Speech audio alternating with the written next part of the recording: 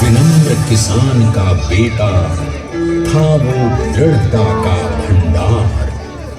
वल्लभ भाई पटेल नाम कहलाता था सरदार। कृषक कार्मिक जनगण से था उसको प्यार अपार। अखिल देश ने उसे रहनुमा किया था स्वीकार। गांधी बापू का शिष्य, सत्य अहिंसा का अवतार, किंतु एक भारत करने को धर लेता हथियार। लौह पुरुष संबोधन था वो लोहे की दीवार। तेज पुंज तुम, शक्ति पीठ तुम, बल का सागर अपरंपार। ऋणी देश का नम्र नमन तुम स्वीकारो सरदार।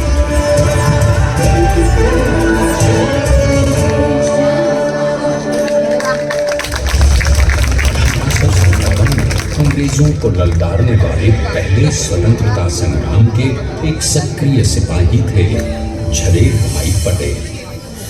करमसद गांव के इस बहादुर देशभक्त किसान और उनकी पत्नी लाड भाई के 5 बेटों और 1 बेटी में से चौथे पुत्र थे वल्लभ भाई। बालक वल्लभ ने करमसद के बाद नडियाद से अपने हाई स्कूल की शिक्षा पूरी की। फिर 13 साल की उम्र में उनकी शादी भी हो गई, छोटी सी झवेर बाई से। 2 बच्चों, बेटी मणि बहन और बेटे डाया भाई को जन्म देने के बाद झवेर बाई असमय ही चल बसी। सदी बदलने और 20वीं सदी आने पर उनका जीवन भी एक चमत्कार की तरह बदला। प्लीडर का इम्तिहान पास करके वो वकालत करने लगे। पहले गोधरा, फिर आनंद और उसके बाद अहमदाबाद में। मगर जल्द ही वकालत छोड़कर वो बैरिस्टर बनने की इच्छा से इंग्लैंड चले गए। लंदन में बैरिस्ट्री में अव्वल आने और वजीफा जीतने वाले वो अनोखे भारतीय थे। अब तो अहमदाबाद की वरिष्ठ अदालत में बैरिस्टर पटेल की जिरह और जीतों की धूम मच गई।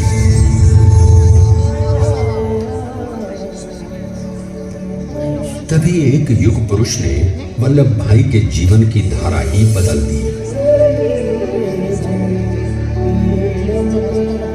दक्षिण अफ्रीका में सत्याग्रह के अहिंसक अस्त्र से गोरे शासकों को सबक सिखाकर भारत वापस आए बैरिस्टर मोहनदास करमचंद गांधी से मिलकर वल्लभ भाई ने अपने कुछ वर्षों से सीखे विदेशी व्यवहार और संस्कार हमेशा के लिए त्याग दिए और अब वो अपने खेड़ा के किसानों को हक दिलाने के लिए बापू के साथ आंदोलन में कूद पड़े।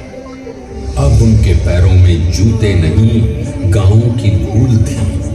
हृदय में भारत भूमि की शस्य श्यामला धरती, मन में थे गांधी और मस्तिष्क में एक नए स्वतंत्र भारत का सपना।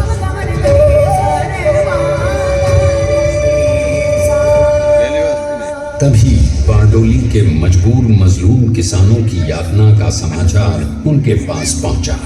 तुरंत वल्लभ भाई वहां पहुंचे और यूं शुरू हुआ भारत का सबसे बड़ा और सफल किसान आंदोलन बारडोली। वल्लभ भाई ने बारडोली के 87,000 किसानों को ऐसा अटल अडिग अचल मनोबल दिया कि अंग्रेजी सरकार हिल गई और 1 बरस के बाद उनका लगान माफ कर दिया गया।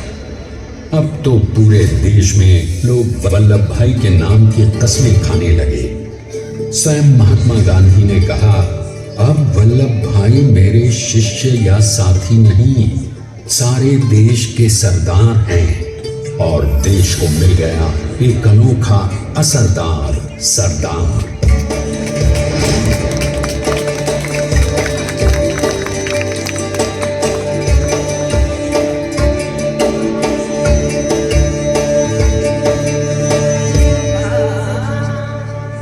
सरदार पटेल के नाम और देशभक्ति से अंग्रेज डर कर कांपने लगे। 1930 के नमक सत्याग्रह और दांडी कूच में वो बापू से भी पहले गिरफ्तार किए गए। तो सन 1932 में फिर उन्हें बापू के साथ ही जेल में 2 सालों के लिए डाल दिया गया। मगर आजादी के दीवानों को, स्वतंत्रता के परवानों को कौन गिरफ्तार कर पाया है। जेल से छूटते ही सरदार को कांग्रेस के नए राष्ट्र अध्यक्ष पद पर चुना गया और उनकी सरपरस्ती में राष्ट्रवादी भारतीयों ने तमाम ब्रिटिश सूबों में जीत हासिल कर वहां अपनी स्थानिक सरकारें बनाई। किंतु सरदार का सपना केवल सरकार बनाना नहीं था। उनका स्वप्न तो था एक ऐसे नए भारत का जहां हर रंग, हर रूप, हर जात, मजहब, तबके का हिंदुस्तानी एक साथ मिलकर एक ऐसा नया भारत बना सके जहां पूर्ण स्वराज के साथ सारे समाज को गरीबी, अशिक्षा, छुआछूत से भी आजादी मिल जाए।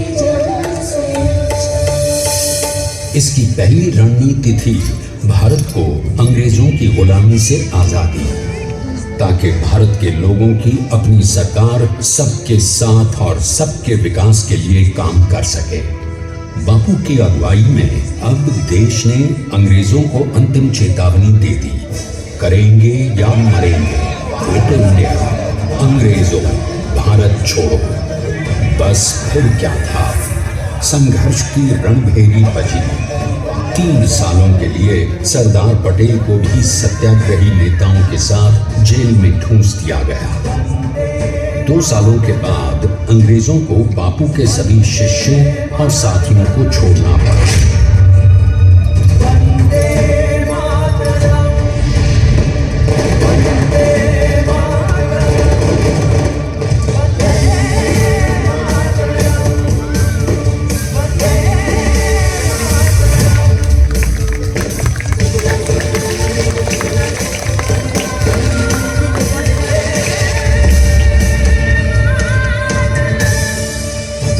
स्वतंत्रता के स्वप्न के सच होने के साथ अब सरदार पर कई एक नई जिम्मेदारियां थीं। आने वाली आजादी की तैयारी और एक नए भारत के लिए नए लोकतांत्रिक संविधान की संरचना। जैसा उनके साथी ने खुद कहा था, सरदार ने ही 6वीं हथौड़ी लेकर एक नए भारत को उकेरा है।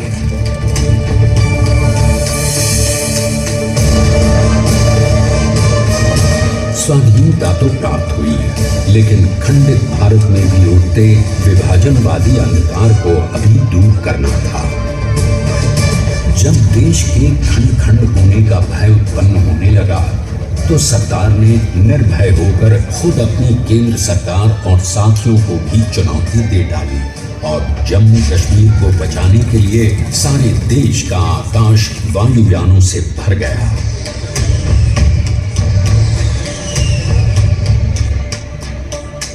और फिर हैदराबाद और जूनागढ़ के भारत में विलयीकरण को पाकिस्तान से चुनौती मिली। सरदार चाहते थे कि देश की 1 इंच धरती अब और विभाजित नहीं होनी चाहिए।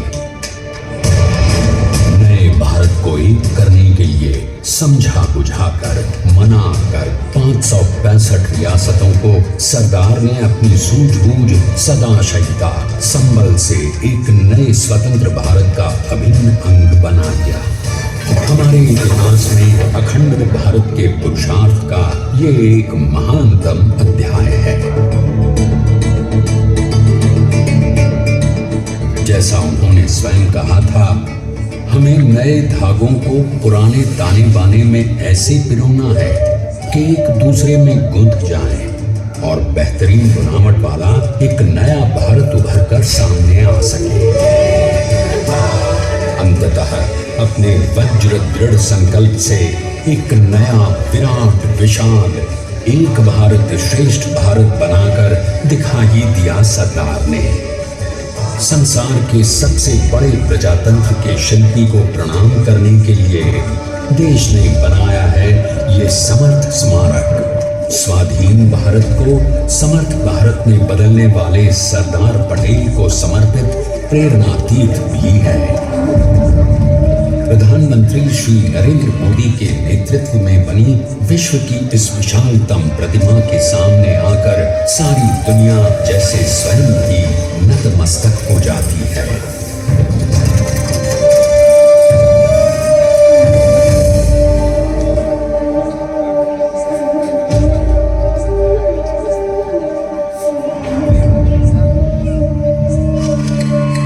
देश को बना गया वो अमित अटल, बना सका उसे न कोई शत्रु दल। चट्टान के समान सा पुरुष प्रबल, देश का सम्मान है, दोस्त देश का सम्मान है, दोस्त देश का सम्मान है, दोस्त देश का सम्मान है।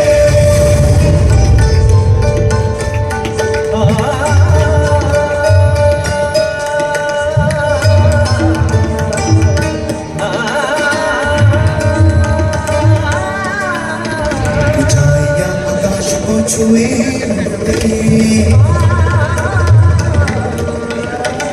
गहराइयां समुद्र की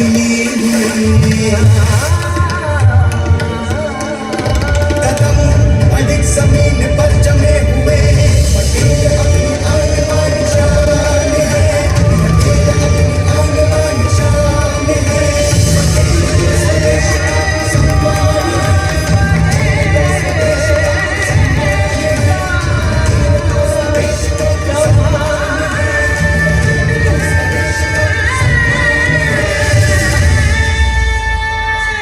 आइए अब देखते हैं कि अपने लौह पुरुष को श्रद्धांजलि देती 182 मीटर ऊंची विश्व